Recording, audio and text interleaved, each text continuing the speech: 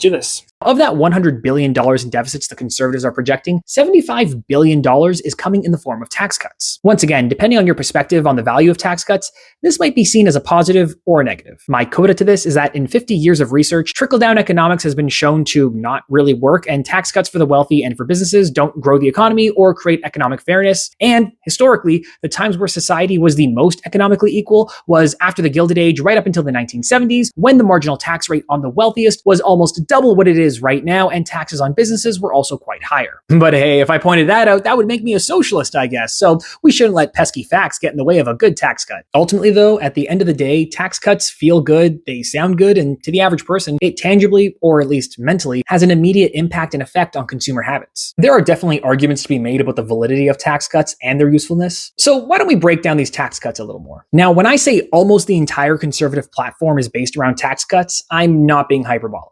So this is going to be the most dense part of the video for the conservatives. The conservatives have pledged to reduce the lowest income tax bracket from 15% to 12.75%. They claim that this will save the average worker $900 and the average family $1,800 every year. They are framing this as cutting income tax by 15%, but that's literally not what's happening. The Liberals, on the other hand, are pledging to cut income taxes for the middle class and to save dual income families up to $825 a year by reducing the marginal tax rate on the lowest tax bracket by 1%. Both of these plans, though, ultimately end up cutting taxes for all Canadians, which might sound good, but remember, that means that Galen Weston is getting the exact same tax cut that you are. And does he really need it? Pierre wants to cut the sales tax on homes up to $1.3 million, saving home buyers $65,000 on the purchase of a home. They also want to sell off government assets in the hopes that developers will use that land to build homes. The Liberals want to cut the sales tax on first-time home buyers only. These are both demand-side solutions that will ultimately only increase buyers and therefore drive up prices. But I guess the idea here is to give more access to the average citizen to enter the housing market.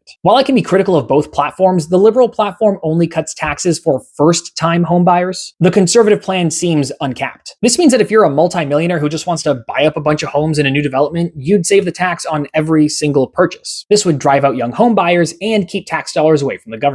Pierre's plan for this ultimately mostly ends up benefiting the wealthiest Canadians. At least with Carney's caveat on new home buyers, if it benefits wealthy Canadians, it's going to benefit wealthy Canadians who are not yet in the market. The Conservatives are also proposing a Canada First reinvestment tax cut where any person or business will pay no capital gains tax when they reinvest proceeds in Canada. Although these gains will still be taxed later when the investors cash out or move the money out of Canada. And honestly, it seems like it would be kind of hard to monitor and track this. And for me, this just seems like another tax loophole for the wealthy to funnel their cash away from government coffers and towards their dragon piles. They also only plan on doing it for a year, but say that if it causes an economic boom, it will be permanent, which is a really weird way to frame a policy. We don't know if it'll work. Probably not, but if it does, more tax cuts. Okay, the Conservatives have like 10 more major tax cut proposals, and I'm getting bored. To change it up, they also say that they can boost the economy by ending the labeling requirements for natural health products. To be clear, that means removing safety information and unproven claims from products. That won't boost the economy, that will only boost the amount of RFK-style brainworms in the economy. Anyway,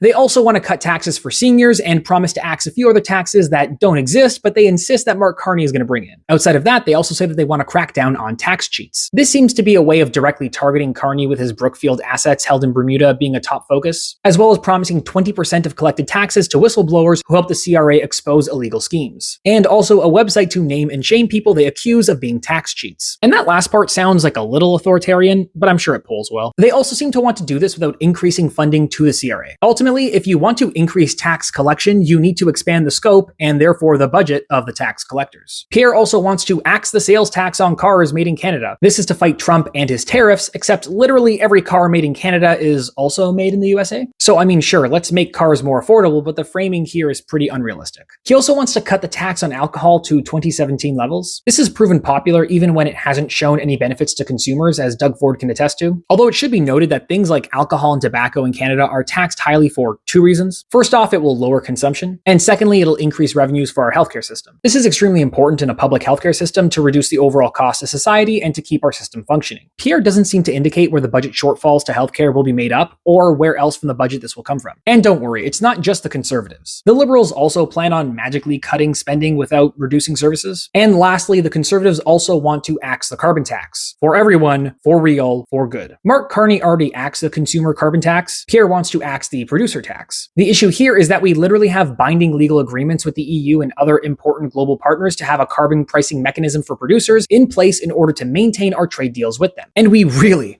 really do not have the leverage right now to be pissing off our only allies while America is being an irrational actor. Pierre also being irrational does not cancel out the Cheeto down south.